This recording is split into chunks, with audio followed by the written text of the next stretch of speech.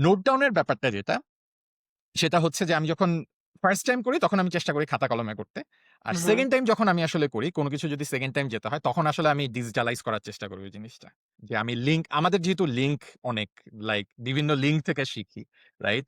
অমুক Stack Overflow বা YouTube something.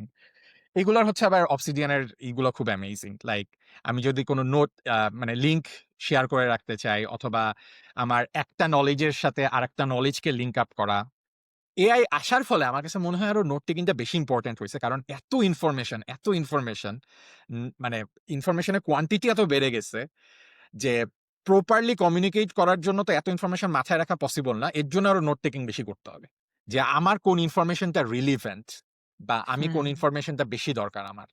Note না থাকলে আমার কাছে যেটা মনে হয় যে every time I have to start from zero, scratch.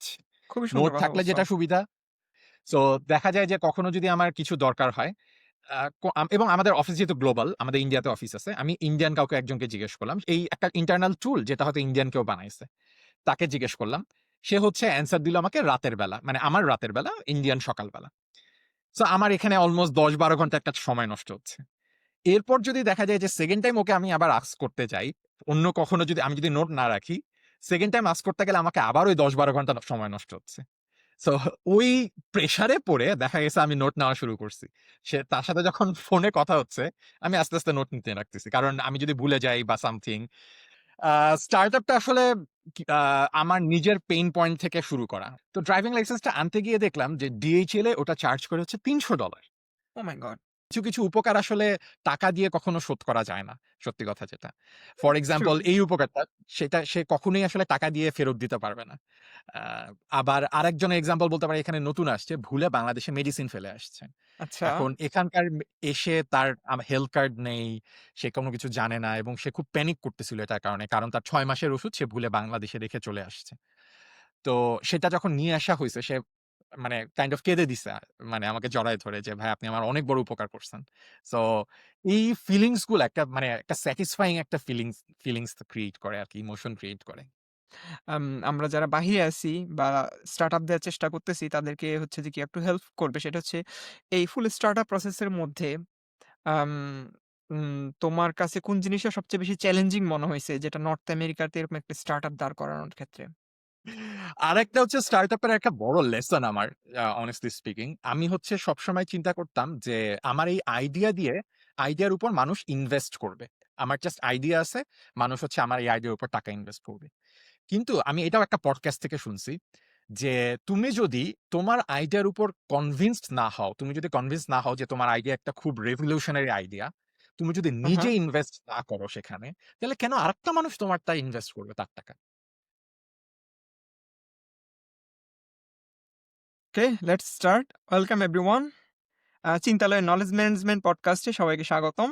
আমি শুভঙ্কর দাস। এই পডকাস্টে মূলত আমি কথা বলি কিভাবে নলেজ ম্যানেজমেন্ট আমাদের পার্সোনাল প্রোডাক্টিভিটি ইমপ্রুভ করে এবং এর সাথেও আমি অনেক সাকসেসফুল মানুষ নিয়ে এই পডকাস্টে আড্ডা দেই। আ আজকে আমার সাথে এরকম একজন আছে। আ নাম হচ্ছে সীমান্ত চৌধুরী। ওর ভালো নাম রাকিবুল ইসলাম। আর সো আমি যেটা দিয়ে শুরু করব, আমরা সমসাময়িক সময়ে বুয়েটে পড়াশোনা করেছি। আমি ইলেকট্রিক্যাল 11 ব্যাচ ছিলাম। আর সীমান্ত ইলেকট্রিক্যাল 12 ব্যাচ। সো এরকম হয় না ক্যাম্পাসে কিছু সিনিয়র জুনিয়র থাকে না যাদেরকে দেখলে খুব হিংসা হয়। সো এবং যারা খুব ব্রিলিয়ান্ট একসাথে অনেক কিছু করে। রোবোটিক্স করত। তারপর হচ্ছে পড়াশোনায় খুব ভালো ছিল। কোচিং এ ক্লাস নিত। তার থেকে বড় কথা ছেলে-মেয়ে নির্বিশেষে সবার কাছেই পপুলার ছিল। ঠিক আছে? সো ওয়েলকাম সীমান্ত। আর অনেক থ্যাংক ইউ সো ধন্যবাদ। মাচ ভাই। আমি আসলে আপনি যত কিছু বললেন এটার মানে 1% ও যদি আমি হইতে পারি আমি নিজেকে মানে খুব ভালো ফিল করব আরকি। আমি এবং আরেকটা যেটা জিনিস ভাই যে ইউনিভার্সিটিতে থাকতে যেহেতু মানে সিনিয়র আমাদের বইটা তো সিনিয়র জুনিয়র রিলেশন একটা খুব amazing relationship. So honestly speaking আমি আপনাকে টিল নাও ফলো করি ভাই। লাইক আপনি কই যাচ্ছেন, কি করতেছেন, কোন টুল ইউজ করতেছেন। I literally follow you. So thanks for being a good mentor.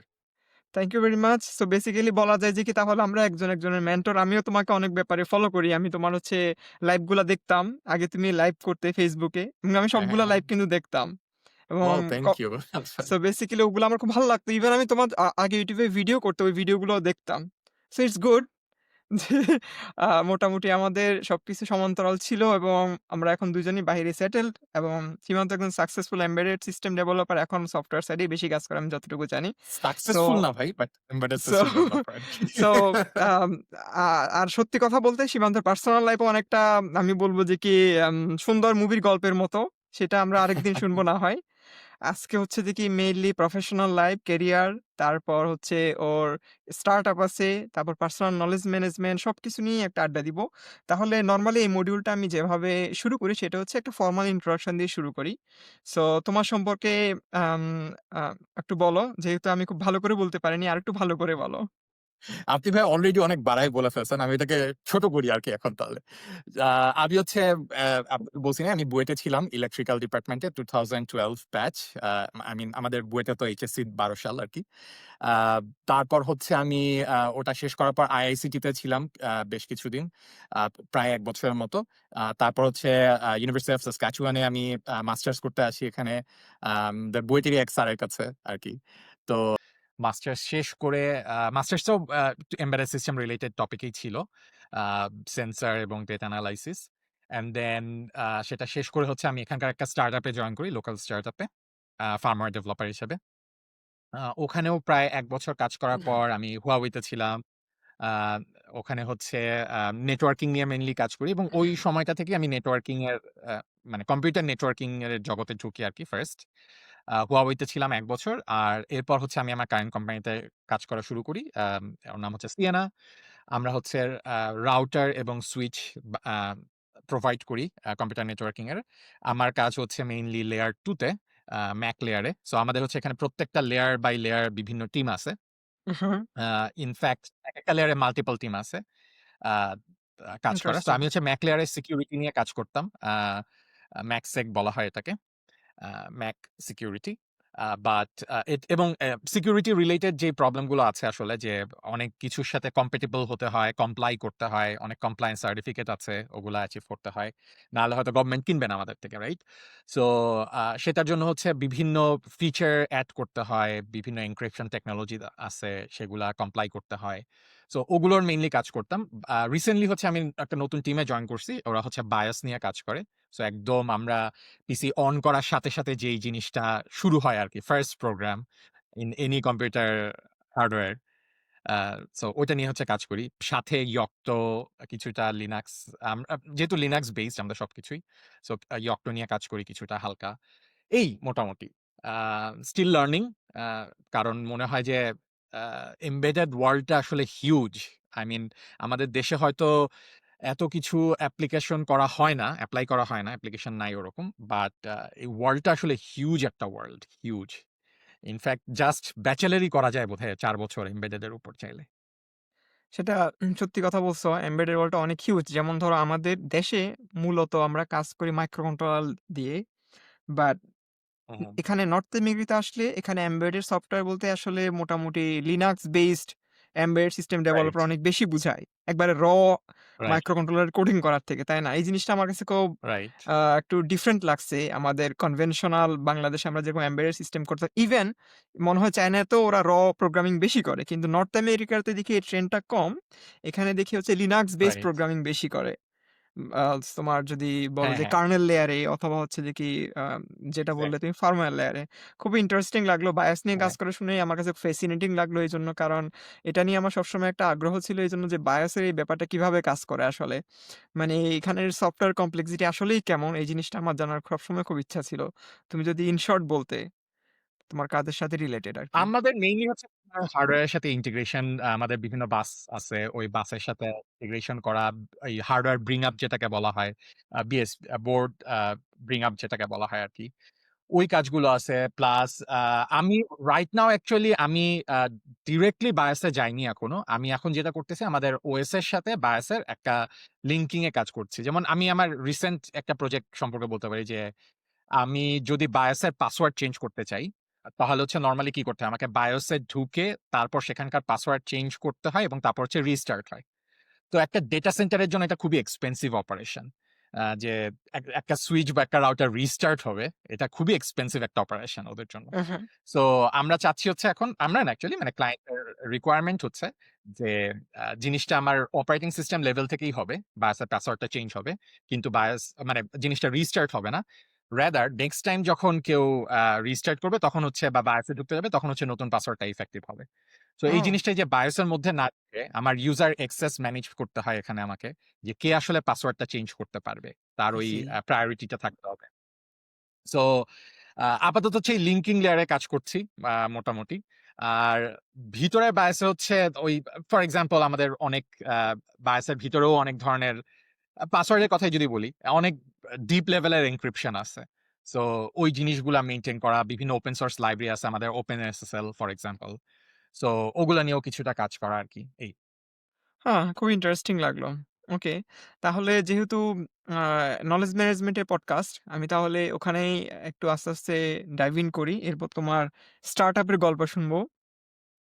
এই তোমার হ্যাঁ, প্রফেশনাল I'm really ক্যারিয়ারে excited to talk about my startup. Okay, will go with that.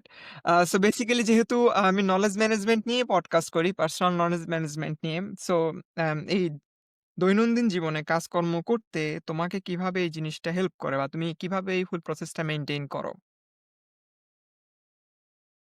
আমি আসলে ভাই আমি একদম ফ্র্যাঙ্কলি বলি আমি হয়তো বলছিলাম আপনাকে শুরুতেই যে আমি হুম, হচ্ছে আপনাকে অনেক ফলো করি। মেন্টর হিসেবে ফলো করি আরকি কাইন্ড অফ। সো আমি আসলে নাইস তো। আ আগে হচ্ছে OneNote ইউজ করতাম। আ উহু, বাট OneNote এর আসলে আ কিছু প্রবলেম আছে আসলে। আমার ইন্টারফেসটাও ভালো লাগতো না। প্লাস আদারস আরো অনেক ছোটখাটো প্রবলেম আছে। সো এরপর হচ্ছে আসলে Obsidian এর নাম শুনছি এবং Markdown শিখলাম কিছুটা হালকা, হালকা করে। সো Markdown ইউজ করলে আসলে Obsidian তো অ্যামেজিং একটা জিনিস। Obsidian তখন ইউজ করা শুরু করি। আ কিন্তু এরপর যেটা হয় আসলে Obsidian এর কিছুটা আবার ওখান থেকে দূরে সরে আসছি বলব না। বাট মোর হচ্ছে ওল্ড স্কুলে চলে গেছি আরেকটু। আমি হচ্ছে এখন আ আমি পুরা একদম খাতা বই নিয়ে বসি আরকি নোট করতে। আচ্ছা। এবং এটা যেটা হয় আমার কাছে এই জিনিসটা একটু গুড ফিল করে। আমি যখন ১ম টাইম কোন কিছু নোট ডাউন করি, তখন হচ্ছে আমার ক্ষেত্রে আমি খাতা কলমে করি। এটা হচ্ছে আমাকে আসলে অনেক বেশি ইনফ্লুয়েন্স করছে হচ্ছে স্যাম অল্টম্যান। ওর একটা OpenAI এর হুম, যে সিইও। আমি তো দেখছি। ওর একটা Y Combinator এর একটা পডকাস্ট শুনতেছিলাম। সো ও হচ্ছে এরকম যে ছোট, ছোট নোটবুক রাখে, কাজ শেষ করে টিক দেয়, ছিঁড়ে ফেলে দেয়। সো এই জিনিসটা হচ্ছে আমি যখন করা শুরু করলাম, আ আমার কাছে একটা ওই গুড ফিলিং আসা শুরু করল যে আচ্ছা আমি এই কাজটা করছি, এই কাজটা করছি। নোট ডাউন এর ব্যাপারটা যেটা, সেটা হচ্ছে যে আমি যখন ফার্স্ট টাইম করি তখন আমি চেষ্টা করি খাতা কলমে করতে। আর উহু, সেকেন্ড টাইম যখন আমি আসলে করি, কোন কিছু যদি সেকেন্ড টাইম যেতে হয় তখন আসলে আমি ডিজিটালাইজ করার চেষ্টা করি ওই জিনিসটা। আচ্ছা। ফার্স্ট টাইম এই ডিজিটালাইজ করি না নরমালি। কারণ হচ্ছে আ আঁকুবুকি করতে আমার খুব ভালো লাগে। আ উহু, লাইক উহু। এখান থেকে এখানে গেল জিনিসটা। এই জিনিসটা আমার মনে হয় এটার জন্য হচ্ছে আমি আবার আমার iPad ইউজ করি খুবই। আমি একটা পেন কিনে নিছি। অনেকে Remarkable ইউজ করে আমি দেখেছি। হ্যাঁ, হ্যাঁ, হ্যাঁ, আ হ্যাঁ। বাট আমার কাছে আসলে iPad ও ইটস গুড ইনাফ। আমার কাছে ওই ডিজিটাল প্ল্যাটফর্ম এ পেন লাইক ফিলিং ওটা আমার খুব একটা ভালো লাগে না আরকি। আমি Kindle ইউজ করে দেখছিলাম। হ্যাঁ, হ্যাঁ। বাট আ আমার কাছে মনে হয় যে ডিজিটাল এই iPad এর যে ফিলিংটা ওটা একটু বেটার লাগে আরকি হ্যাঁ, এটা পেনের। সত্য কথা। সো এটা সত্য আমি কথা। হচ্ছে হ্যাঁ। তখন হচ্ছে iPad ইউজ করা শুরু করি যে যেটা বললাম আরকি আমি আঁকুবুকি করতে খুব পছন্দ করি আরকি। একটা জাস্ট লিখলেই হয় রাউটার কিন্তু তারপর আমি বক্স থেকে রাউটার বুঝাইতে ভালো লাগে আরকি আমার কাছে। সো ওই ওইটার জন্য হচ্ছে আমি খাতা কলমে ফেরত গেছি। আর আচ্ছা। যেটা বললাম যে সেকেন্ড টাইম যদি কিছু করতে হয়, খাতা কলমের যেটা প্রবলেম সবচেয়ে বড় যে আমি আমাদের যেহেতু লিঙ্ক অনেক লাইক বিভিন্ন লিঙ্ক থেকে শিখি, রাইট? অমুক Stack Overflow বা YouTube সামথিং। এগুলার হচ্ছে আবার Obsidian এর ইগুলা খুব অ্যামেজিং। লাইক আমি যদি কোন নোট মানে লিঙ্ক শেয়ার করে রাখতে চাই অথবা আমার একটা নলেজ এর সাথে আরেকটা নলেজ কে লিঙ্ক আপ করা, ওই জিনিসটা আসলে Obsidian এ অ্যামেজিং। বা ওই জিনিসটা প্রিভিউ নিয়ে আসা। মানে আরেকটা নোটের প্রিভিউ আমার এই নোটে নিয়ে আসা। সো ওই জিনিসগুলা আ আমি হচ্ছে যখন সেকেন্ড টাইম করতে যাই তখন হচ্ছে ডেফিনিটলি ডিজিটালাইজ করি। বাট ফার্স্ট টাইম হচ্ছে I still prefer খাতা কলম। ওকে। আমি তাহলে তোমার এই প্রিফারেন্স এর পেছনে একটু থিওরি বলি। নরমালি হচ্ছে যে কি হুম, এরকম অনেক রিসার্চ আছে যে, যেকোনো কিছু একবার পার্মানেন্টলি শিখার ক্ষেত্রে কোনটা ভালো? লিখে করা ভালো নাকি ডিজিটাল টুল ভালো? So most of the research বলে যে কি আমরা যখন কোন কিছু হাতে লিখি তখন হুম, হুম। সেটাতে আমরা অনেক বেশি টাইম স্পেন্ড করি এবং আমাদের নিউরাল কগনিটিভ তখন হচ্ছে যে গিয়ে লোড অনেক বেশি থাকে। ওই কারণে যেটা হয় সেটা হুম, হচ্ছে যে কি আমরা ওই জিনিসটা মোটামুটি পার্মানেন্ট মেমোরিতে আ মানে সেট করে ফেলতে পারি। সো এটা ইটস হুম, হুম। গুড যে কেউ যদি লিখে সেটা কিন্তু মানে যেকোনো কিছু নতুন কিছু শিখার ক্ষেত্রে বেশি হেল্পফুল ডিজিটাল টুলের থেকে। এটা আমিও হুম, সাপোর্ট হুম। করি, আমিও বিলিভ করি আরকি। এবং কিন্তু এইজন্য ডিজিটাল টুল যেমন ধরো আমি একসময় লিখতাম, এখন আমি বেশি ডিজিটাল টুল ইউজ করি। তো ডিজিটাল টুলে এটার একটা বিকল্প আছে। বিকল্পটা অনেকটা এইরকম, সেটা যেমন ধরো আমি Obsidian এ নোট করলে কোনো কিছু যদি নতুন করে শিখি, আমি যেটা করি প্যারাফ্রেজিং করে লিখি। যাতে করে আমার ওই সেম পরিমাণ টাইম ইনভেস্টটা হয়। ওই আচ্ছা, আচ্ছা। পার্টিকুলার জিনিসটা আমি আমার নিজের ওয়ার্ডে লিখতে পারি, তাহলে জিনিসটা আমার গেঁথে যায়। সো এটা হচ্ছে যে কাইন্ড অফ ডিজিটাল হ্যাঁ। টুলের কি বলবো চাইনিজ ভার্সন আরকি। Chinese clone. মানে হ্যান্ডরাইটিং এর চাইনিজ ক্লোন আরকি বলতে পারো। সো আমি এটাই ফলো করি। বাট না তুমি এটা যেটা একটা খুবই বলছো ভালো বাট তুমি যেটা ফলো করো আমি মনে করি এটা pretty good. But 2nd time যেটা আমি সবসময় মানুষজনকে বলি যারা হচ্ছে হাতে লিখে এই জিনিসটা ভালো যে আমার হাতের নোটগুলাও আমি যেটা করি কিছু হাতের নোট আমারও এখন আছে। এটা যেটা করে স্ক্যান করে জাস্ট পার্টিকুলার যেই নোট নিয়ে Obsidian এ বা যেই নোট টেকিং সফটওয়্যারে কাজ করি ওখানে ড্রপ করে রেখে দিই পিডিএফ আকারে। আরেকটা আচ্ছা, জিনিস আচ্ছা, আমি আচ্ছা। করতাম যেহেতু তুমি আইপ্যাড ইউজ করো এই মেথডটা আমি ইউজ করি। আইপ্যাডে আমি হচ্ছে যে কি ওকে, আইপ্যাডে আমি একসময় অনেক নোট করতাম। আইপ্যাডে হচ্ছে আমি নোটেবিলিটি ইউজ করতাম। ওকে। তো নোটেবিলিটি একটা ফিচার আছে। আমি যতগুলা আইপ্যাডে নোট করব, প্রত্যেকটা নোট পিডিএফ আকারে আমার Google ড্রাইভের কোনো একটা জায়গায় সেভ হয়ে যাবে। হ্যাঁ, হ্যাঁ, হ্যাঁ, হ্যাঁ, হ্যাঁ। বুঝতে পারছো? এই একটা ফিচার আছে নোটেবিলিটি। সো আমি যেটা করতাম আমার Obsidian টা আমি যদি Google ড্রাইভে রাখি, ওই ড্রাইভের একটা ফোল্ডার রাখতাম যেটা হচ্ছে নোটেবিলিটি নোটগুলো আচ্ছা, স্টোর হবে। সো বেসিক্যালি এই জিনিসটা আচ্ছা। যেটা হয় নোটেবিলিটিতে যাই লিখতেছি সবকিছু Obsidian ওই ফোল্ডারে সেভ হচ্ছে। Obsidian ওই ফোল্ডারে সেভ হওয়াতে সেভ Obsidian এ সার্চ করতে পারি আমি। ও দ্যাটস গুড।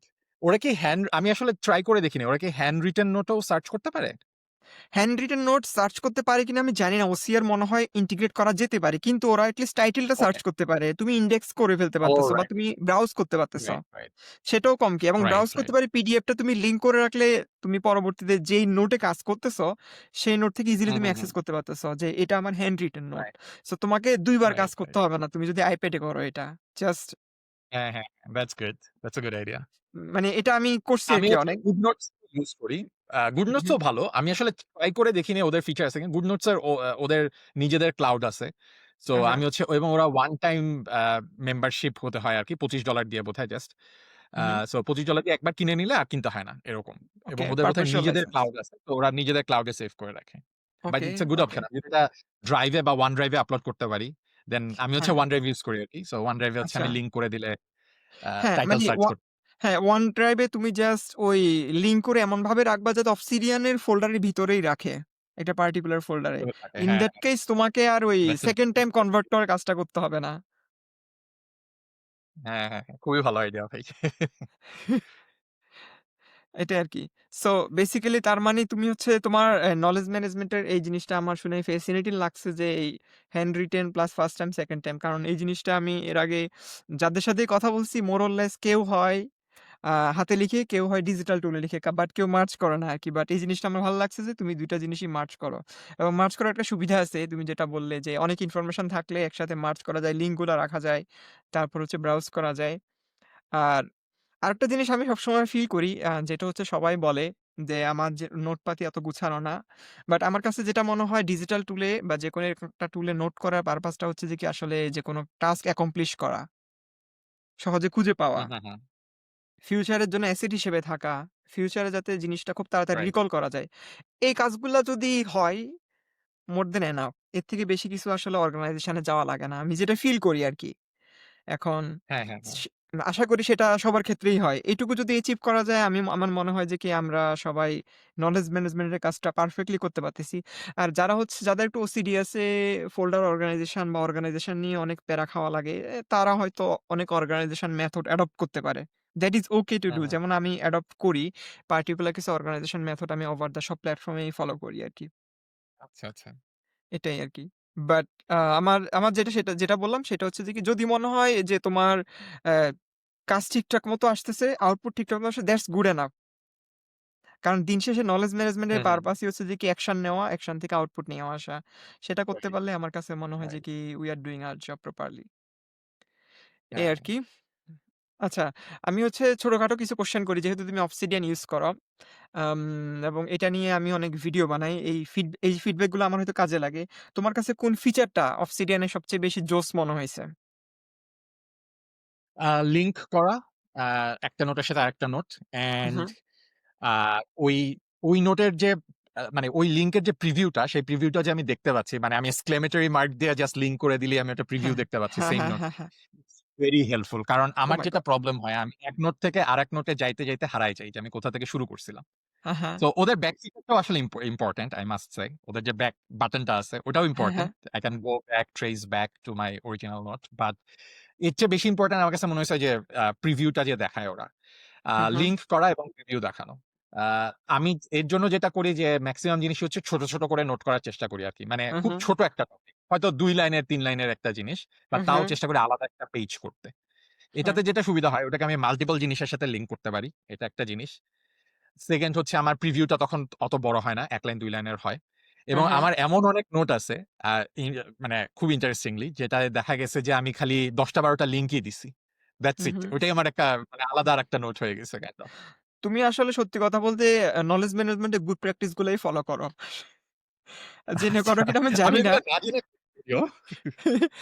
মানে মানে জিনিসটাও এটাই। আমার কাছে মনে হইছে এগুলো আমার জন্য সুবিধা হয়। এর জন্য হ্যাঁ। আমি ওইভাবে করি। মানে যারা হচ্ছে যে কি এই জিনিসটা নিয়ে লেখালেখি করে বা এটা নিয়ে অনেক বলাবলি করে তাদের সবাই বলে যে নোট নিতে হবে ছোট, ছোট বাইট সাইজ যাতে করে সেটা ডাইজেস্ট করা ইজি হয় পরবর্তীতে, লিঙ্ক রাইট, করা ইজি রাইট। হয়। তারপর হচ্ছে যে কি স্পেস রিপিটেশন করতে ইজি হয়। তারপর হচ্ছে যে কি তোমার এই যে তুমি যে জিনিসটা বললে প্রিভিউ এটা আমার খুবই পছন্দের একটা ফিচার। আমি এটা অনেক বেশি ইউজ করি। যেমন ধরো রিসার্চ করতে। অনেক হুম, হুম। পেপার-টেপার পড়ছি, অনেক কিছু পড়ছি। জাস্ট সবগুলা নোট কানেক্ট করে একটা পেজে এনে পিডিএফ বানাই। মাঝে, মাঝে ChatGPT র সাথেও চ্যাট করি। এটা খুবই আমার হেল্প করে। আ তাইলে আমার নোটগুলা single source of truth maintain করতেছে। যে ইনফরমেশন যেখানে থাকার কথা সেখানে থাকতেছে। আমার কপি হচ্ছে না কোন ইনফরমেশন। কিন্তু আমি আবার এক জায়গায় এনে প্রসেসও করতে পারতেছি। এই জিনিসটা আমার এই ব্যাপারে হ্যাঁ, ওদের সার্চ ইঞ্জিনটাও খুবই ভালো। মানে খুবই খুবই ভালো। ভালো। হ্যাঁ, আমি একটা কিওয়ার্ড দিয়ে সার্চ করলেও পুরো সারা সব জায়গায় দেখায় দেয় একদম কোথায়, কোথায় ওটা হ্যাঁ, হইছে। এটাই। হ্যাঁ, এই জিনিসটাই হচ্ছে যে কি আ আ আমারও খুবই পছন্দের একটা ফিচার। সো বেসিক্যালি তার মানে তোমার সাথে আমার এই জিনিসটা মিলতেছে। আর তাহলে এখন যদি আমি তোমাকে আরেকটা কোয়েশ্চেন করি। যেমন মানুষ হচ্ছে যে কি এখন অনেকেই বলে যে এআই আসছে, এআই কে কোয়েশ্চেন করলে তো সবকিছু সলভ করে দেয়। এই কোয়েশ্চেনটা আমি শুনি আরকি। তাইলে ভাই আপনি যে নোট টেকিং নিয়ে অনেক ভিডিও বানান, মানুষজনকে মোটিভেট করেন কাজের সময় ছোট, ছোট নোট বানাতে বা বাইট সাইজ নোট বানাতে, তারপর জিনিসগুলাকে কানেক্ট করতে, তারপর ওভাবে, ওভাবে শিখতে এটার দরকার কি? তোমার আসলে কি মনে হয়? এ এআই অনেক আ ডেভেলপ হয়ে গেলে কি আমাদের নোট নেয়া লাগবে না? আমার মনে হবে আরো উল্টা। মানে আমার কাছে যেটা মনে হচ্ছে যে এটা এগেইন এটা আমার একান্ত ব্যক্তিগত মতামত। I could be wrong in some person's eye, I could be right, but এটা আমার এগেইন একান্ত ব্যক্তিগত। এবং আমার মনে হয় এটাতে কোনো রাইট রং নাই। বাট আমার যেটা মনে হয় আসলে যে এআই আসার ফলে মানুষের যেই স্কিলটা সবচেয়ে বেশি ইম্পোর্টেন্ট হবে সেটা হচ্ছে মানুষের কমিউনিকেশন স্কিল। আ লাইক কমিউনিকেশন স্কিলটা এটা আসলে এআই দিয়ে রিপ্লেস করা পসিবল না। ফর এক্সাম্পল আমার ওই স্টার্টআপ এর ওই জিনিসটা একটু নিয়ে আসতেই হচ্ছে যে স্টার্টআপ এর ওই কাজের জন্য আমাকে বিভিন্ন ধরনের মানুষের সাথে কমিউনিকেট করতে হয়। লয়ারের সাথে, আমার আ আ আমি যেই প্রোগ্রামের সাথে রিলেটেড একটা ইনকিউবেটর প্রোগ্রাম স্টার্টআপ ওদের সাথে কমিউনিকেট করতে হয় আমার marketing team, operation team, normal client. এখন এই কমিউনিকেশন আমি ইমেইলে করতে পারি। ইমেইলেরটা হয়তো রিপ্লেস করা পসিবল। বাট আমার সামনাসামনি যে কমিউনিকেশন সেটা আসলে কখনোই পসিবল না আমার এআই দিয়ে রিপ্লেস করা। এখন আমার যদি একটা লিগাল ইনফরমেশন ফর এক্সাম্পল আমি যদি আমার লয়ারের সাথে কথা বলতে চাই, সেই লিগাল ইনফরমেশনটা হয়তো আমার মাথায় নাই। আমার ChatGPT তে আস্ক করলে পাওয়া যাবে। কিন্তু আমার মাথায় নাই। কিন্তু আমি যখন কথা বলতে যাব, আমি যদি ওই ইনফরমেশনটা দিতে না পারি, লয়ার আইদার ভাববে যে এই ছেলে ভালো রিসার্চ করে আসে নাই। আজাইরা এসে একটা বাচ্চা ছেলে একটা কিছু বলতেছে, করবে, হ্যান-ত্যান হাবিজাবি। সো আমাকে যদি ওর সাথে প্রপারলি কমিউনিকেট করতে হয়, আমাকে আমার রিসার্চ করতে হবে ঠিকমতো। এবং এটা জাস্ট ওয়ান টাইম রিসার্চ না। এটা একদম আমাকে যতদিন আমি এটার সাথে যুক্ত থাকবো, আমাকে ওই জিনিসটা আমার মাথায় রাখতে হবে। এখন মাথা তো আবার লিমিটেড ক্যাপাসিটি। আমার তো আনলিমিটেড ক্যাপাসিটি নাই। সো এইটাকে আমি যদি আবার নেক্সট মিটিং এর আগে একবার রিভিউ করতে চাই, আবার ঘুরে, ঘুরে ওই ১০০ টা কোয়েশ্চেন ChatGPT তে করে তারপর অ্যান্সার বের করে সেটা আবার সামারাইজ করা it's so time consuming. Rather আমি যদি জাস্ট আমার নোটটা দেখি যে এই টপিক ছিল আচ্ছা, জাস্ট লিঙ্ক করে রাখা যে এই টপিক আচ্ছা এটার প্রিভিউটা একটু দেখে আসি। আচ্ছা এই টপিকে কথা হইছে। সো তখন আমার জন্য জিনিসগুলো অনেক ইজি হয়ে যায় কমিউনিকেশন করা। সো এআই আসার ফলে আমার কাছে মনে হয় আরো নোট টেকিংটা বেশি ইম্পোর্টেন্ট হইছে। কারণ এত ইনফরমেশন মানে ইনফরমেশনের কোয়ান্টিটি এত বেড়ে গেছে যে প্রপারলি কমিউনিকেট করার জন্য তো এত ইনফরমেশন মাথায় রাখা পসিবল না। এর জন্য আরো নোট টেকিং বেশি করতে হবে। যে আমার কোন ইনফরমেশনটা রিলিভেন্ট বা আমি কোন হুম। ইনফরমেশনটা বেশি দরকার আমার। খুবই সুন্দর মানে এত সুন্দর করে গুছায় বলছো। আমি যদি বই লিখি এটার উপর এই জিনিসটা অবশ্যই আমি রাখবো। তোমার এই আনসারটা আমার খুবই ভালো লাগছে যে মানে মানে তুমি নতুন পার্সপেক্টিভ এ বলছো যে কমিউনিকেশন এর ক্ষেত্রে নোট টেকিং কিভাবে হেল্প করে। সো অনেকটা জিনিসটা অনেকটা এইরকম যে আমি যদি নোট নেই তাহলে আমি সেলফ রিফ্লেকশন করতে পারবো এবং নোট নেওয়ার সময় যে টাইমটা রাইট, ইনভেস্ট করছি ওই টাইমটা আমাকে সেকেন্ড টাইম ইনভেস্ট করতে হবে না। যেটা মূলত আমি কাইন্ড অফ প্রিচ করি বলা যায় যে কি যে কাইন্ড অফ প্রোডাক্টিভিটি বাড়ানো। যে আমি একটা জিনিস নিয়ে একবার পড়তেছি, একবার রিসার্চ করতেছি that is done for my whole future. So basically uh এই জিনিসটা এত হ্যাঁ। সুন্দর করে এক্সাম্পল দিয়ে বলছো আমার খুবই ভালো লাগছে। এবং আরেকটা আশা তবে এআই ভাইয়া আমার কাছে যেটা মনে হয় যে যেই ব্যাপারে সবচেয়ে হেল্পফুল সেটা হচ্ছে যে Zoom এর যে এআই লিঙ্কটা ও মাই গড ইট ইস অ্যামেজিং। ও যে সবকিছু সামারি করে দেয়, ওখানে কোয়েশ্চেন আস্ক করা যায়, অ্যাকশন আইটেম গুলা করে। আমি হচ্ছে মিটিং এর মধ্যে ফর সাম রিজন খুব ভালো নোট করতে পারি না কেন জানি। মানে আমি ২ দিকে একসাথে ফোকাস করতে পারি না। উহু, মিটিং করা, নোট নেওয়া উহু, ২ দিকে উহু, একসাথে। উহু, মাঝে, মাঝে দেখা যায় অনেক পয়েন্ট মিস হয়ে যায়। বাট এআই আসে আমার যেটা সবচেয়ে বড় সুবিধা হইছে, at the end of the meeting আমাকে পুরা সামারিটা দিচ্ছে। অ্যাকশন আইটেম উহু। গুলা লিস্ট করে দিচ্ছে। সো এইটা আসলে খুব হেল্পফুল আমার জন্য। হ্যাঁ, এটা খুব ভালো বলছো। সেম জিনিসটা আমি ওয়েবএক্স এর ক্ষেত্রেও দেখছি।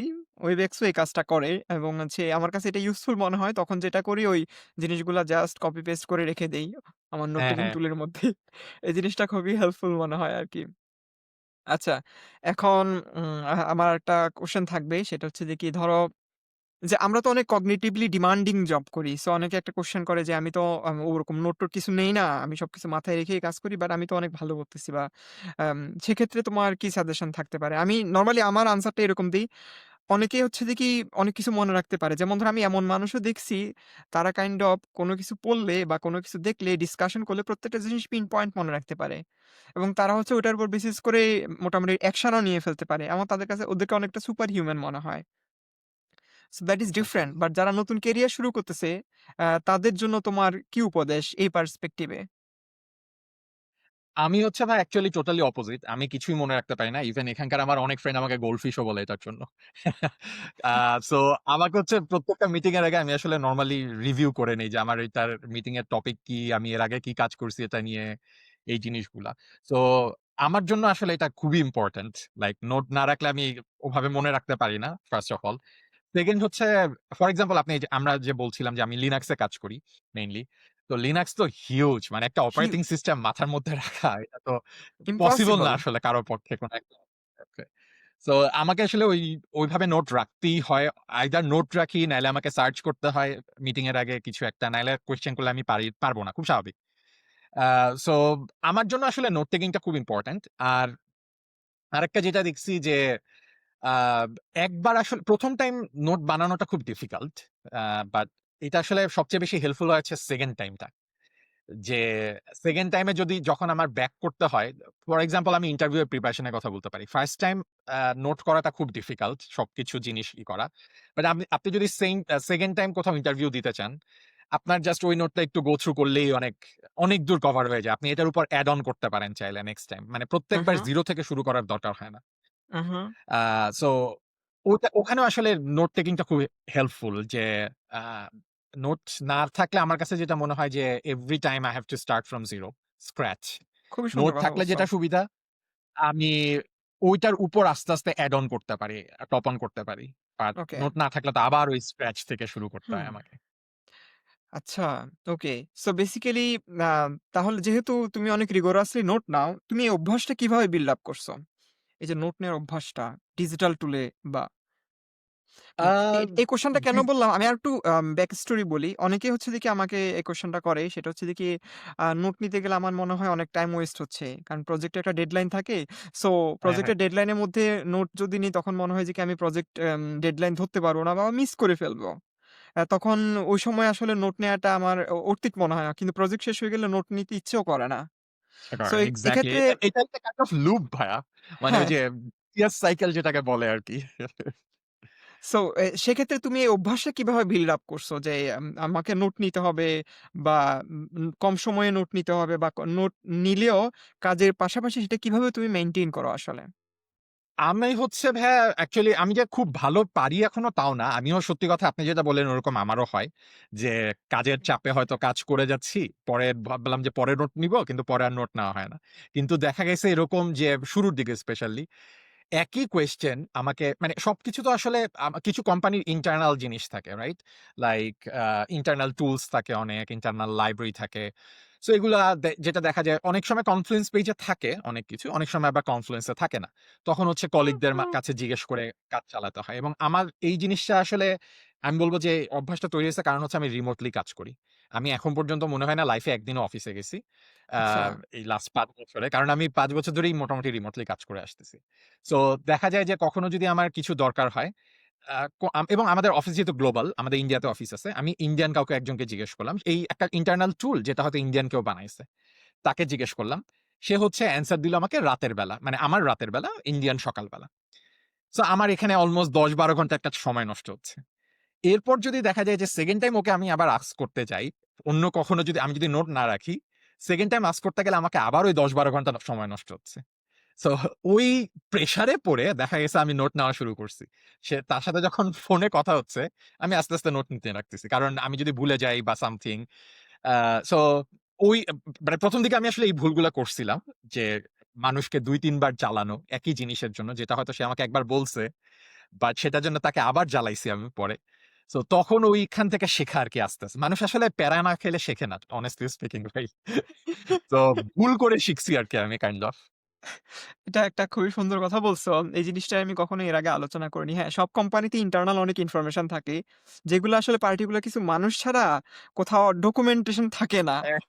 এবং সেটা আমার ক্ষেত্রেও হইছে। আমি যখন এখানে নতুন জয়েন করি ইয়া ইলেকট্রিক পাওয়ার রিসার্চ ইনস্টিটিউটে, এখানে তো নলেজ বেস অনেক বড়। তারপর হচ্ছে কোথায় ধরো পার্টিকুলার জিনিসের রেজিস্ট্রেশন করতে হবে, কোথায় হচ্ছে যে কি পেরোল এর টাকা-পয়সার জন্য ব্যাংক অ্যাকাউন্ট দিতে হবে, কোথায় হচ্ছে হেলথ ইন্সুরেন্স এর জিনিসপাতি নিতে হবে। রাইট। মেলা, মেলা লিঙ্ক কোন ডকুমেন্টস এ কি আছে, কোন পিডিএফ এ কি আছে, কোন জায়গায় আমার হচ্ছে গোল সেট করতে হবে। এত লিঙ্ক! ওহ মাই গড! এবং আমারও এরকম হইছে আমি ২ বার জিজ্ঞেস করে ফেলছি। আমিও সেম কাজটাই করি তোমার মতো। আমি কোন একটা ইনফরমেশন একবার পাইলেই জাস্ট আমি একটা উইকি মেইনটেইন করি। আমার আচ্ছা, কোম্পানির নামে আরকি নোটে।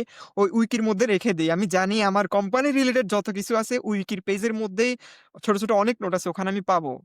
আচ্ছা, আচ্ছা, ওখানে না আচ্ছা। পেলেও সার্চ ওকে। দিয়ে পাবো। এটা আমি হ্যাঁ, রিগোরাসলি মেইনটেইন করি।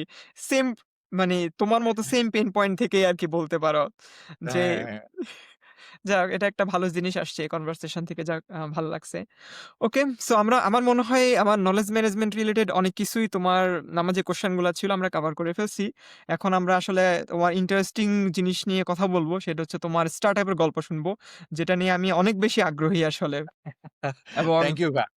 আ স্টার্টআপ টা আসলে আমার নিজের পেইন পয়েন্ট থেকে শুরু করা। আমি যখন ফার্স্ট আসছিলাম এখানে, আমি হচ্ছে আমার বাংলাদেশের ড্রাইভিং লাইসেন্সটা ভুলে রেখে আসছিলাম। ভুলে ওকে না, সচেতনভাবে রেখে আসছিলাম। কারণ হচ্ছে আমি মনে করছি এই বাংলাদেশের ড্রাইভিং লাইসেন্স কানাডায় নিয়ে এসে কি করব? আচ্ছা। পরে হচ্ছে আসার পর জানতে পারলাম যে আ কানাডায় ওই ড্রাইভিং লাইসেন্স দিয়ে আমি বাংলাদেশেও ড্রাইভ করতে সরি কানাডাতেও আমি ড্রাইভ করতে পারব চাইলে। as long as আমি স্টুডেন্ট আছি। সো তখন তো আমার এখন বাংলাদেশ থেকে আনতে হবে ড্রাইভিং লাইসেন্সটা। তো ড্রাইভিং লাইসেন্সটা আনতে গিয়ে দেখলাম যে DHL এ ওটা চার্জ করে হচ্ছে $৩০০। ওহ মাই গড! আ FedEx এ বোধহয় আরো বেশি। প্রায় $৩৫০ এর মতো। UPS ও এরকম $২৫০-৩০০। তো এটা তো মানে আনবিলিভেবল আমার জন্য যে একটা জাস্ট ড্রাইভিং লাইসেন্স আনবো ছোট্ট একটা জিনিস। এটা যদি $৩০০ নেয় অনেক বেশি চার্জ। আবার দেখা যায় যে আমার মোবাইল এখানে তো আমরা সবাই ২ বছরের কন্ট্রাক্টে মোবাইল ইউজ করি নরমালি দেখা যায়। সো মোবাইল ইউজ করার পর যদি আপগ্রেড করি ফোন, আমি হচ্ছে আমার ফোনটা হয়তো আমার ছোট বোনকে পাঠায় দেই। আমার ছোট বোন আছে দেশে। ওকে পাঠায় দেই। তো এখন ওইটা পাঠাইতে গিয়েও সেম জিনিস। ফোনের যা না দাম, তার চেয়ে পাঠাইতে দাম লাগে বেশি। এটা তো মানে খুবই একটা প্রবলেম। তো তখন কি হলো? তখন হচ্ছে ফ্রেন্ডদের খোঁজা শুরু করলাম যে কেউ যাচ্ছে কিনা সামনে বাংলাদেশে, আ অথবা উহু, বাংলাদেশ থেকে আসতেছে কিনা, আমি কিছু নিয়ে আসতে পারি কিনা। তো এবং সবসময় এটা পাওয়া যেত না। কারণ আ আমাদের এখানে কমিউনিটি ছোট, প্রথমত বাংলাদেশী। দ্বিতীয়ত হচ্ছে সবাই তো সবসময় সবাইকে বলে যাবে না। আমি যদি দেশে যাই, আমি তো সবাইকে Facebook এ স্ট্যাটাস দিয়ে যাবো না যে আমি দেশে যাচ্ছি। ইনফেক্ট তো না বলে যাওয়াটাই বেটার আরকি মেক্সিমাম কেসে।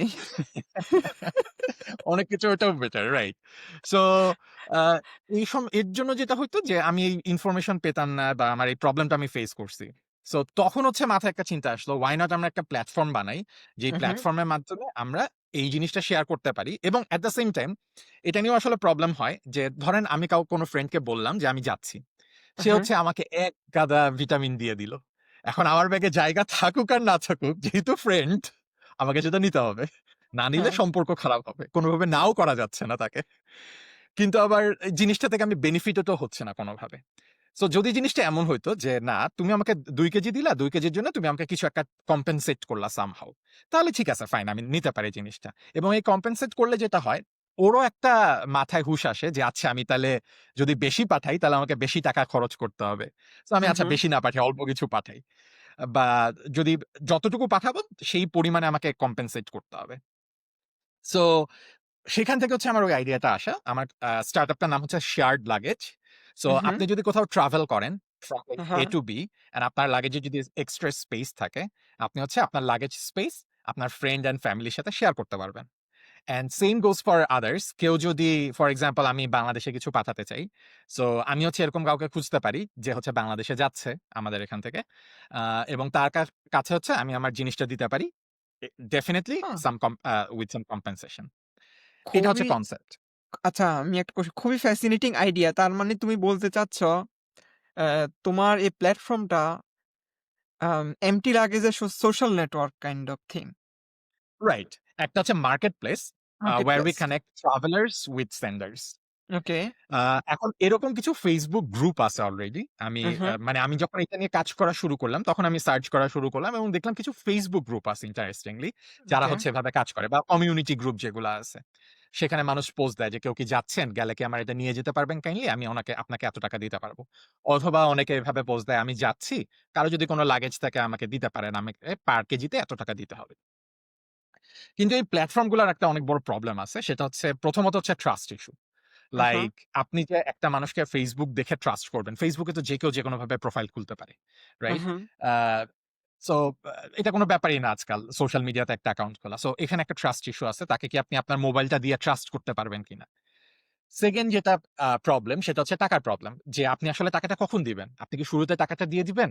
নাকি সে ডেলিভার করলো আপনি টাকা দিলেন না? সেটা তখন ট্রাভেলার এর জন্য প্রবলেম। আ সো এবং আরেকটা হচ্ছে Facebook যেহেতু এটা কোন কাস্টমার সার্ভিস নাই, রাইট? Facebook তো এটা ডিল করবে না যে আপনি এইটা নেওয়ার জন্য কিভাবে কি বিহেভ করলেন না করলেন। সো এই প্রবলেম গুলো থেকে তখন হচ্ছে আমরা এই শেয়ার্ড লাগেজের কনসেপ্টটা নিয়ে আসি। এখানে আপনি যদি সাইন আপ করেন আমাদের সাথে, আপনাকে হচ্ছে একটা গভর্নমেন্ট আইডি দিয়ে সাইন আপ করতে হবে। এটা কেওআইসি আ বলে আরকি, know your customer. I see. এবং আপনি যদি এটা না করেন, আপনার প্রোফাইলে লেখা থাকবে যে আপনি আনভেরিফাইড। আপনি যদি একটা গভর্নমেন্ট আইডি দিয়ে সাইন আপ করেন, তাহলে লেখা থাকবে আপনি ভেরিফাইড। সো আপনি যাকে ওকে, দিয়ে পাঠাচ্ছেন, আপনি you have your peace of mind যে সে কি আমাদের মাধ্যমে ভেরিফাইড কিনা বা আনভেরিফাইড কিনা। So that's solving number 1 problem. Number 2 problem হচ্ছে টাকার প্রবলেম। যে আপনি টাকাটা কখন দিবেন? আপনি ট্রাস্ট করে আগে দিলেন, সে আপনার টাকাও নিয়ে গেল, সে আপনার জিনিসও নিয়ে গেল। হুম, সো এই ক্ষেত্রে আমরা যেটা করি, আমরা হচ্ছে সেন্ডার এর কাছ থেকে টাকাটা আগে নিয়ে রাখি আমাদের কাছে এবং টাকাটা ওকে, আমাদের কাছে জমা থাকে। এক্সাক্টলি আমাদের কাছে না, আমাদের থার্ড পার্টির কাছে আরকি। সো তাদের কাছে হচ্ছে টাকাটা জমা থাকে এবং জিনিসটা ডেলিভার হওয়ার পর ৭২ ঘন্টার মধ্যে আপনি কমপ্লেইন দিতে পারবেন আমাদেরকে যে জিনিসটা ভালো ও ভেঙে ফেলছে অথবা জিনিসটা ডেলিভার করে নাই, মিথ্যা কথা বলছে যে ডেলিভার হইছে। আ এই কমপ্লেইন গুলা দিতে পারবেন। কমপ্লেইন যদি পাই, আমরা কমপ্লেইন গুলা রিজলভ করি। আর যদি না পাই, তাহলে হচ্ছে টাকাটা আমরা ট্রাভেলারকে দিয়ে দিই। সো ওকে, আমরা হচ্ছে একটা ট্রাস্টেড প্ল্যাটফর্ম হিসেবে কাজ করছি।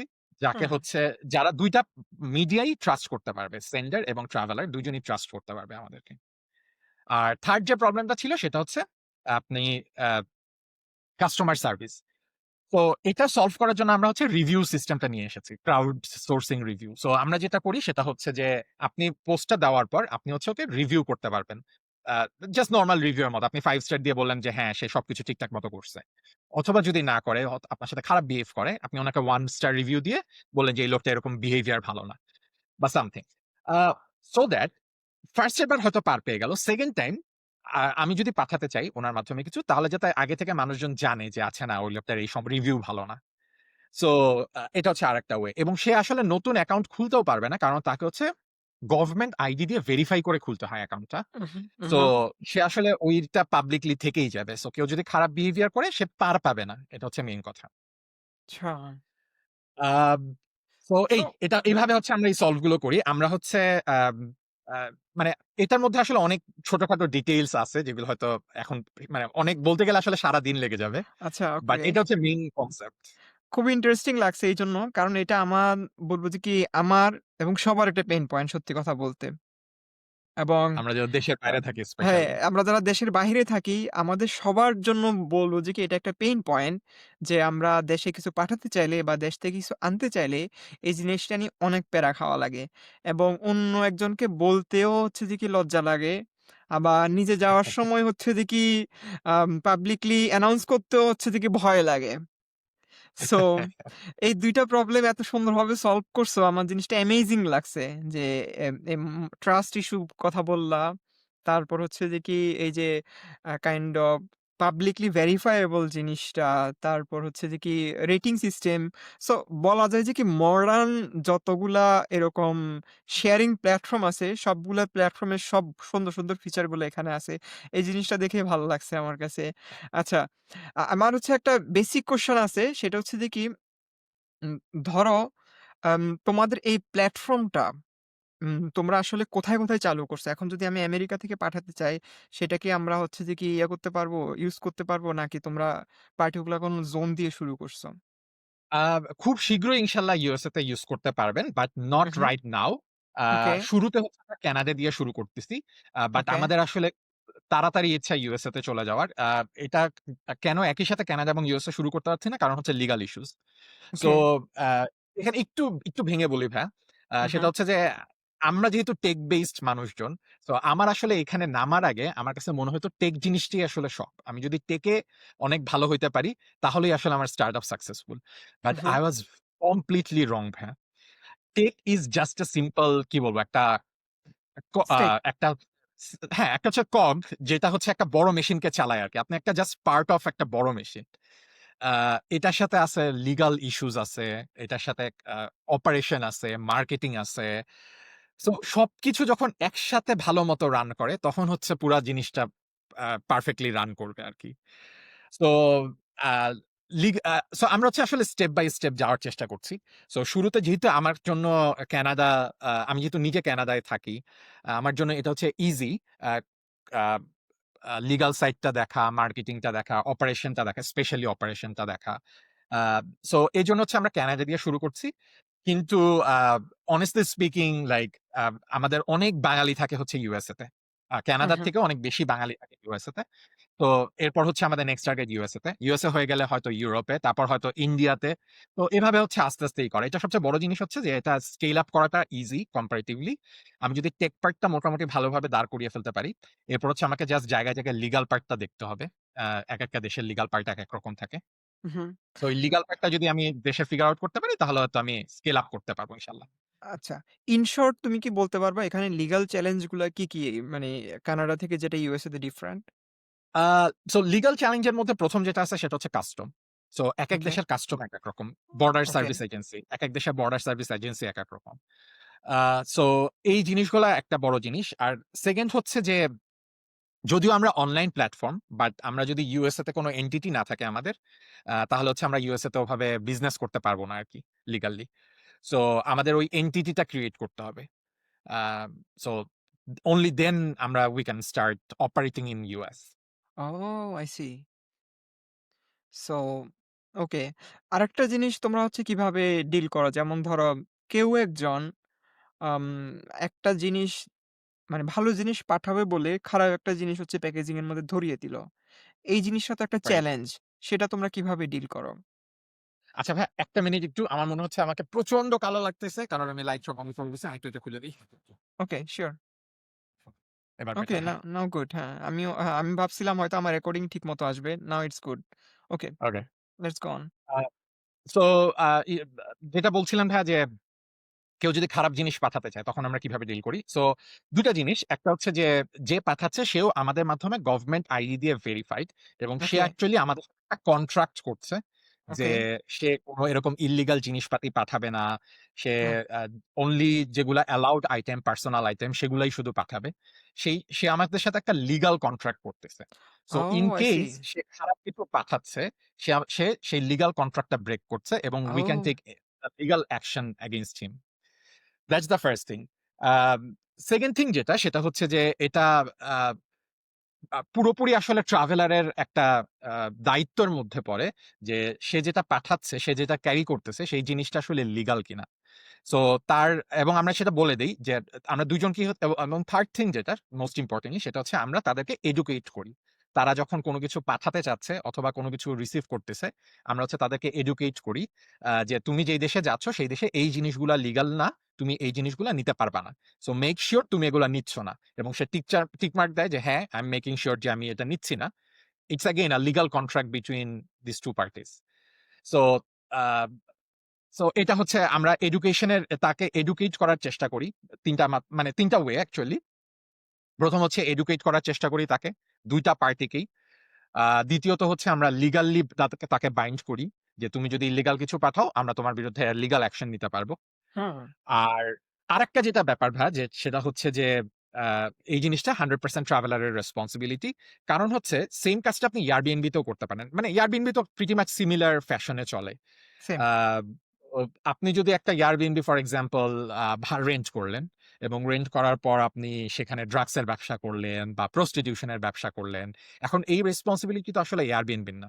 এই রেসপনসিবিলিটিটা হচ্ছে 100% আপনি যাকে আপনার রেসপনসিবিলিটি যে আপনাকে মেক সিউর করা যে যাকে ভাড়া দিচ্ছেন সে যাতে ভালো হয় আরকি। সে যাতে ইল্লিগাল কাজ না করে। এটা মেক সিউর করা। সো আ সেইম ওয়ে আপনি যখন ট্রাভেল করতেছেন এটা আপনার রেসপনসিবিলিটি ফার্স্ট ওফ অল যে আপনি সবকিছু ভালোভাবে চেক করে নিচ্ছেন যে আপনি ইল্লিগাল কিছু ক্যারি করছেন না। আর আরেকটা হচ্ছে আমাদের আ রিভিউ করা। সেটা হচ্ছে যে আপনি যদি অন্য কিছু পাঠান, আপনি ধরেন বললেন আমাদের প্ল্যাটফর্মে দিলেন যে আমি পাঠাচ্ছি একটা ফোন। ফর এক্সাম্পল একটা ফোন পাঠাচ্ছি। যাওয়ার পর আপনি একটা ট্যাবলেট দিলেন উনার হাতে। সো আপনি একটা ব্যাড রিভিউ দিয়ে দিতে পারেন যে এই লোকটা আসলে ভুল ইনফরমেশন দেয়। ওকে, ওকে। সো দ্যাট হ্যাঁ, নেক্সট টাইম কেউ যদি উনার কাছ থেকে কিছু নিতে চায় তাহলে হচ্ছে কনশিয়াস আচ্ছা। হবে আরকি। ওকে, তার মানে মোটামুটি আমার যে কনসার্ন গুলা ছিল সবগুলা কনসার্ন হচ্ছে যে কি খুব সুন্দরভাবে সর্ট আউট করছো। এবং আমি আসলে ভিজুয়ালাইজ করতে পারতেছি এই জার্নিটা অনেক স্ট্রাগলিং ছিল, অনেক লম্বা ছিল। কারণ আমি আসলে এখনো শেষ করি নাই জার্নিটা। সো হু, হু, আমাদের এটা এখনো লঞ্চ হয়নি ওভাবে। আমরা হচ্ছে এমভিপি স্টেজে আছি। হু, এমভিপি হু। হচ্ছে মিনিমাম ভায়াবল প্রোডাক্ট আরকি। ওকে, সো আমরা হচ্ছে almost at the end of the MVP. A so এটা শেষ হয়ে গেলে ইনশাআল্লাহ আমরা লঞ্চ করব। ওকে। সো আমি বলব best of luck for the successful launch. এবং হচ্ছে যে কি আরেকটা আমার কোয়েশ্চেন থাকবে হয়তো এই জিনিসটা আমরা যারা বাহিরে আছি বা স্টার্টআপ দেওয়ার চেষ্টা করতেছি তাদেরকে হচ্ছে যে কি একটু হেল্প করবে। সেটা হচ্ছে এই ফুল স্টার্টআপ প্রসেস এর মধ্যে আম তোমার কাছে কোন জিনিসটা সবচেয়ে বেশি চ্যালেঞ্জিং মনে হইছে যেটা নর্থ আমেরিকাতে এরকম একটা স্টার্টআপ দাঁড় করানোর ক্ষেত্রে? আ আমরা আসলে ভাই ওই যে যেটা বলছিলাম, আমরা যেহেতু টেক পিপল, সো হু, আমরা হু। আসলে একটু বায়াস থাকি টেকের দিকে। যে ওকে। আমরা আমার কাছে মনে হইছে এই জিনিসটা থেকে বের হয়ে আসাই আমার জন্য খুব ডিফিকাল্ট ছিল। আমার কাছে মনে হইতো সবসময় যে আমি যদি খুব ভালো একটা ওয়েবসাইট দিই, আমি যদি খুব ভালো একটা সিস্টেম দাঁড় করাই, দেন এটা চলবেই। বাট উহু, আ পরে এসে আসলে বুঝতে পারছি যে জিনিসটা আসলে tech just a part of it. এটার মধ্যে আরো যে বিভিন্ন জিনিসগুলা আছে, সেগুলা যদি কাজ না করে শুধু টেক একা চালাতে পারবে না জিনিসটা। সো ওকে, এখান থেকে বের হয়ে আসাটা আমার জন্য খুব ডিফিকাল্ট ছিল। কারণ যেটা বললাম যে আমার কাছে মনে হতো ওয়েবসাইট ভালো হলে সবাই এমনিই ঢুকবে। আর কিছু করতে হবে না আমাকে। বাট এটা আসলে ইট ওয়াজ রং।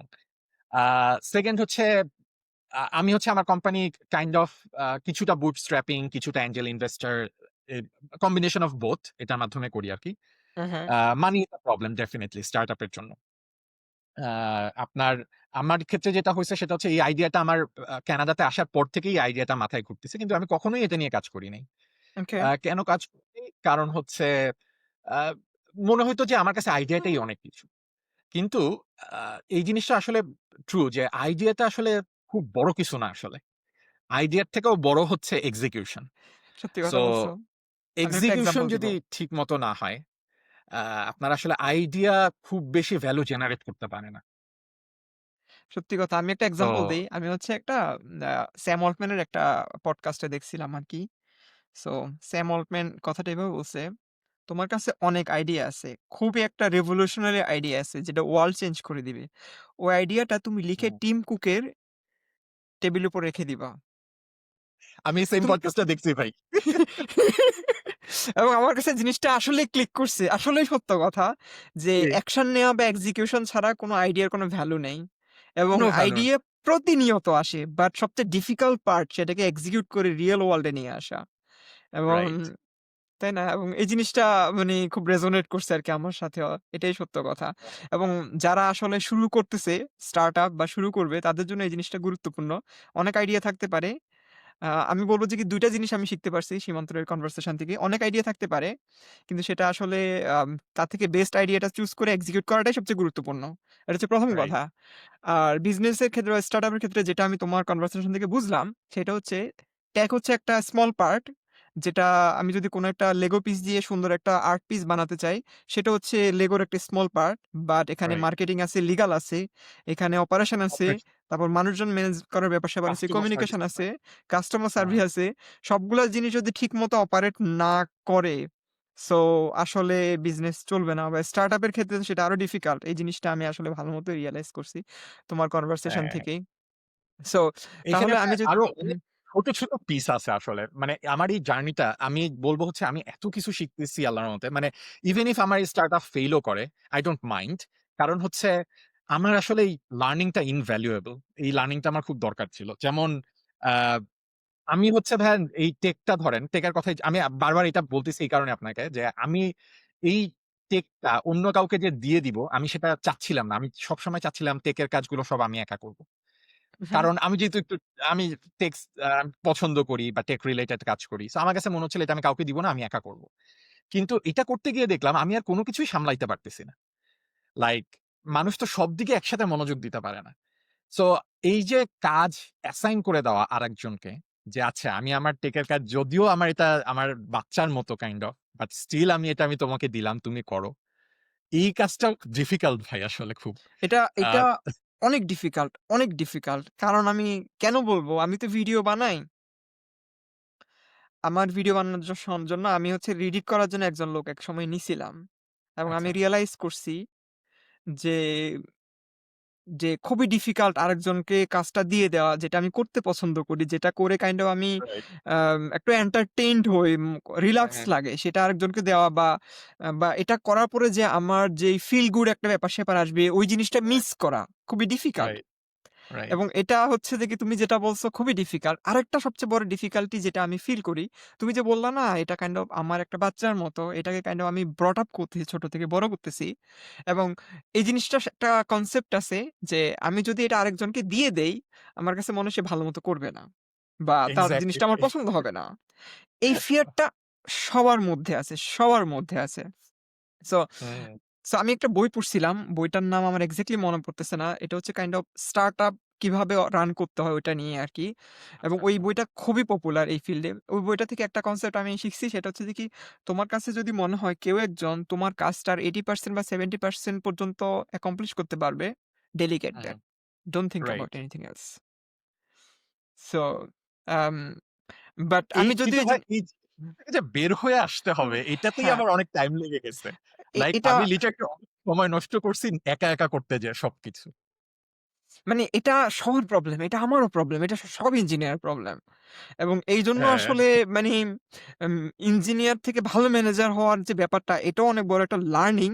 এটাও যে শিখতে লার্নিং হয়, প্রসেস রাইট, এটা রাইট, শিখার জন্য যে অনেক টিম ম্যানেজ করতে হয়, অনেক মানুষের সাথে কাজ করতে হয়। কাজ করে আবার আউটপুট জেনারেট করতে হয়। রাইট। আমার কাছে মনে হয় এই যে কাজ ডেলিগেট করে আউটপুট নিয়ে আসাটা খুবই ডিফিকাল্ট একটা কাজ। এটা অনেক বড় একটা স্কিল।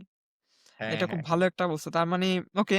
সো বেসিক্যালি আম আমি যেটা রিয়ালাইজ করতে পারতেছি তোমার জন্য এটা একটা ফ্যান্টাস্টিক এক্সপেরিয়েন্স হবে। এবং আমি এটাও হচ্ছে যে কি উইশ করতেছি এটা একটা সাকসেসফুল ভেঞ্চার হবে।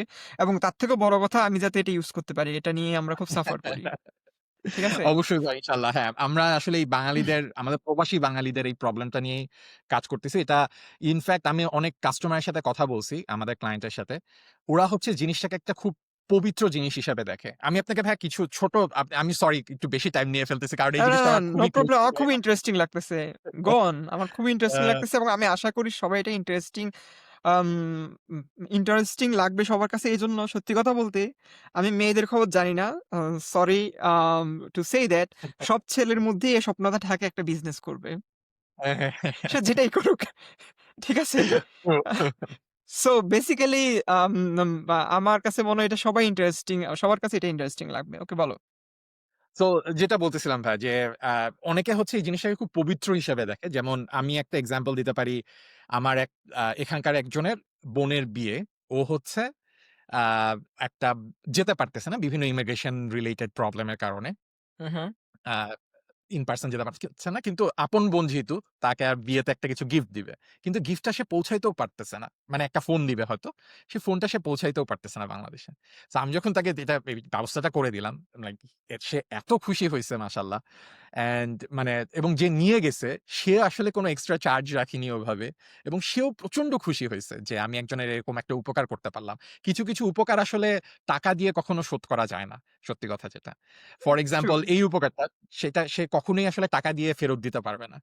আ আবার আরেকজনের এক্সাম্পল বলতে পারি এখানে নতুন আসছে, ভুলে বাংলাদেশে মেডিসিন ফেলে আসছে।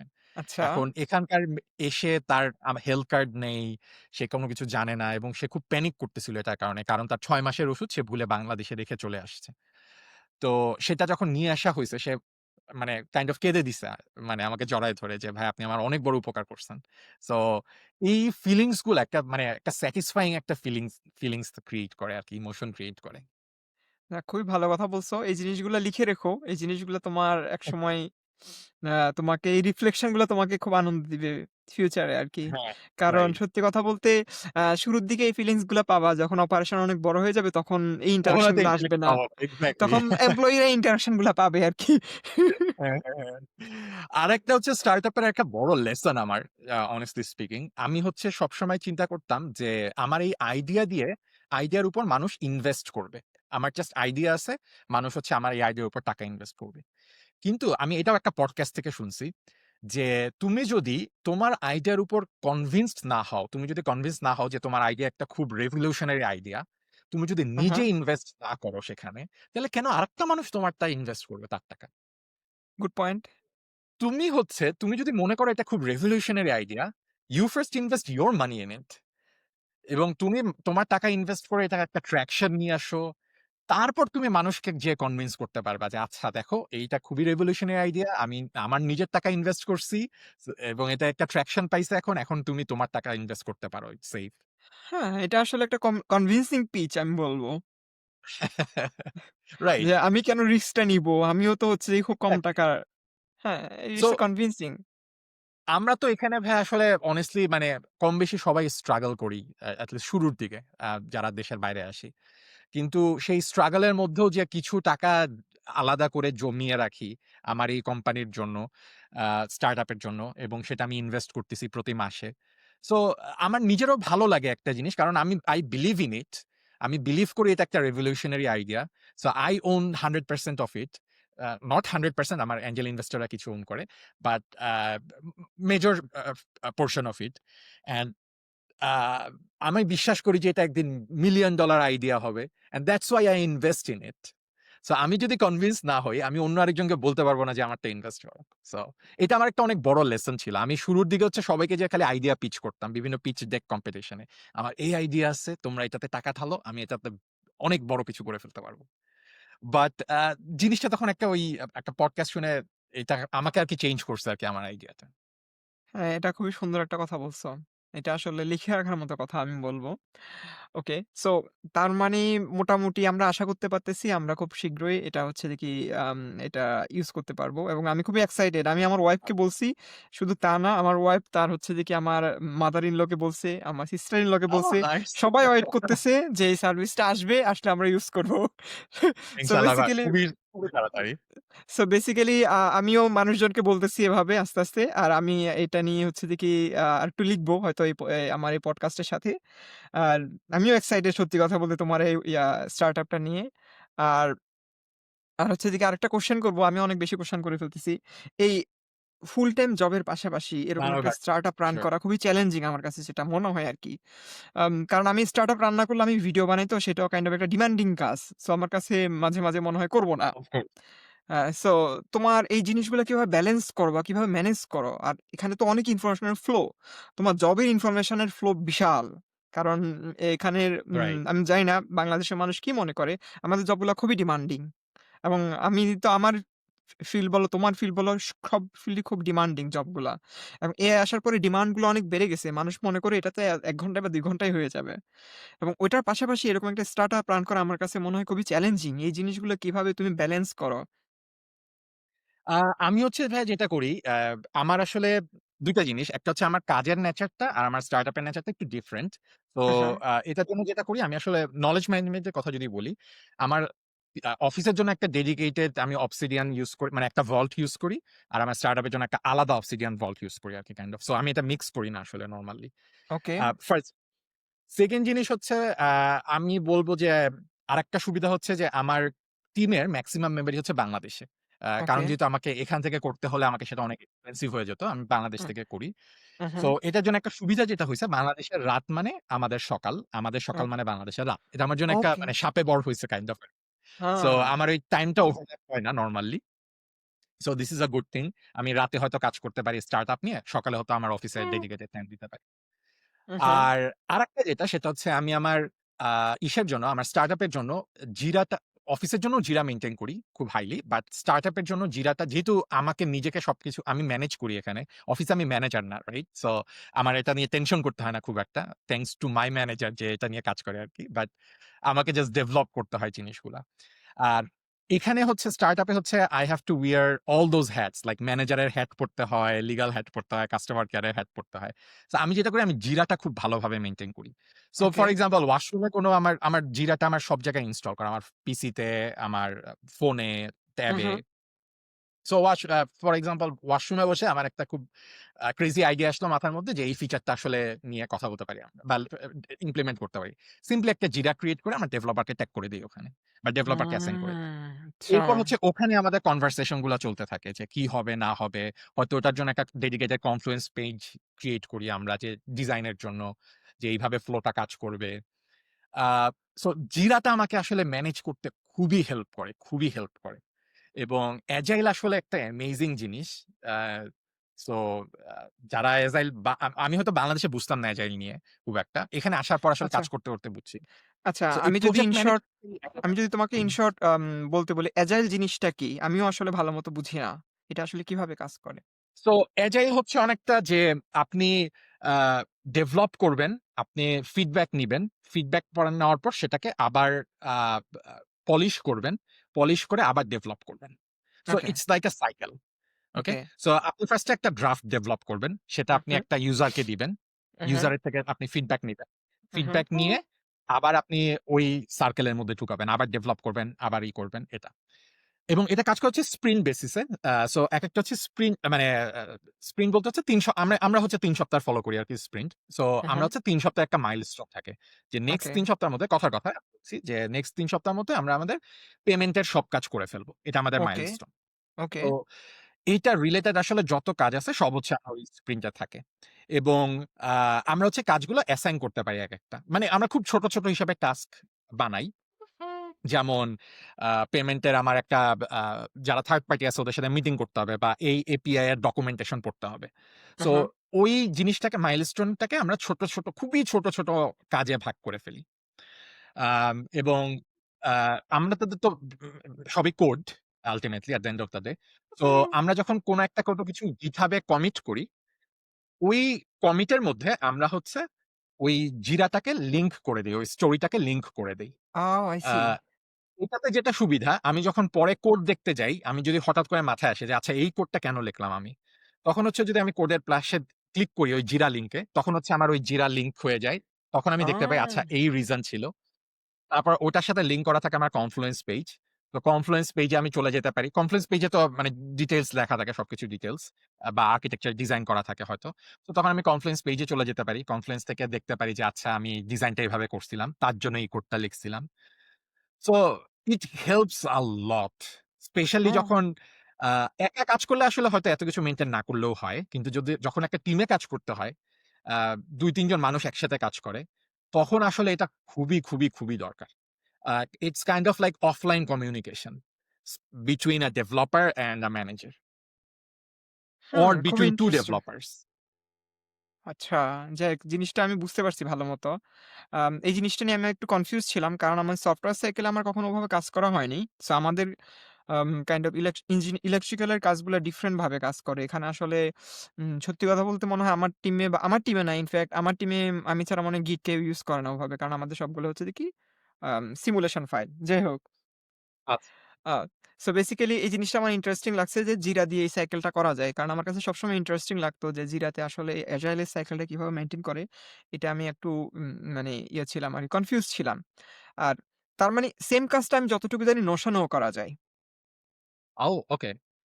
হ্যাঁ? এখন আসলে অনেক সিআরএম সফটওয়্যার আছে। হ্যাঁ, অনেক লাইক সিআরএম সফটওয়্যার আছে। monday.com হ্যাঁ। আছে একটা। monday.com হ্যাঁ, monday.com অনেক ইউজ করে। তোমার এই স্টোরিগুলা মানে তোমার এই স্টার্টআপ এর স্টোরিগুলা শুনতে আমার একটা ইন্টারেস্টিং মানে বইয়ের কথা মনে পড়ছে যেটা আমি পড়ছিলাম ২০২২ সালের দিকে। আচ্ছা, আমি যেটা বলতেছিলাম সেটা হচ্ছে যে কি, তোমার এই স্টার্টআপ এর স্টোরিটা আমার একটা বইয়ের সাথে মিলে যাচ্ছে আরকি। বইটার নাম আচ্ছা, হচ্ছে 'ই মিথ রিভিজিটেড' মাইকেল গারবারের বইটা।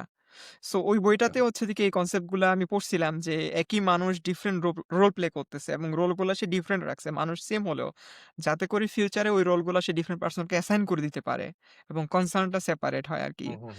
সো কাইন্ড অফ আমি ওই জিনিসটা ভিজুয়াল দেখলাম আরকি তোমার মানে ভিজুয়াল বলতে তুমি আমাকে ভিজুয়ালাইজ করাইছো জিনিসটা। এটা আমার কাছে ইন্টারেস্টিং লাগছে। ওকে।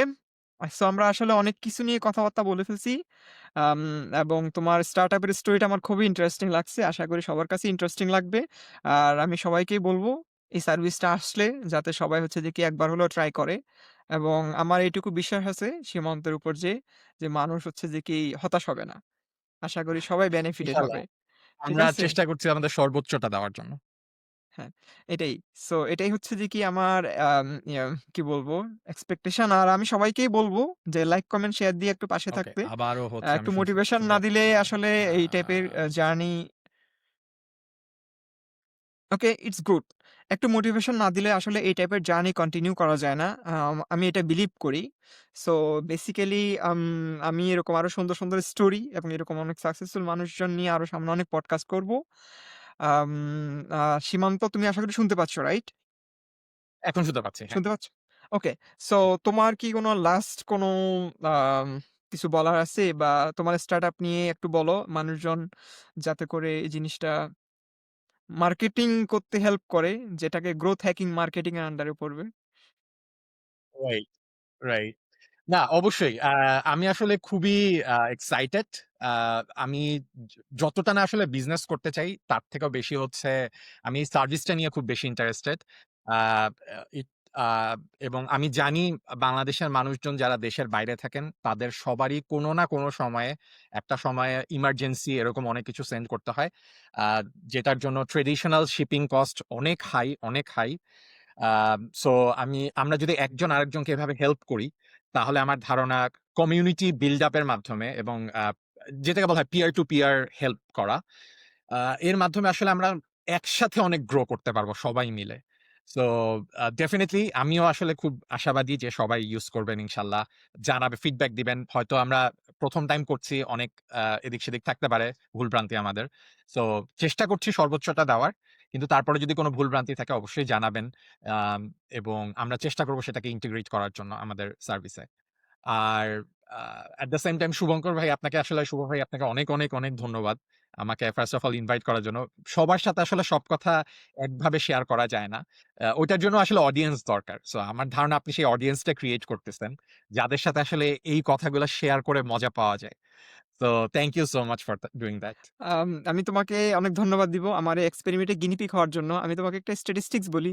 আমার ভিডিওর মেক্সিমাম ভিউয়ার হচ্ছে ইউএস। আমার ভিডিওর কেন জানি মেক্সিমাম ভিউয়ার ইউএস, নাইস। বাংলাতে বানালো মেক্সিমাম ভিউয়ার ইউএস, ইংরেজিতে বানালো মেক্সিমাম ভিউয়ার ইউএস। যদিও আমি মাঝে, মাঝে এক্সপেক্ট করি যে আচ্ছা। বাংলাদেশের মানুষও যেন এই নলেজ ম্যানেজমেন্ট নিয়ে একটু সচেতন হবে।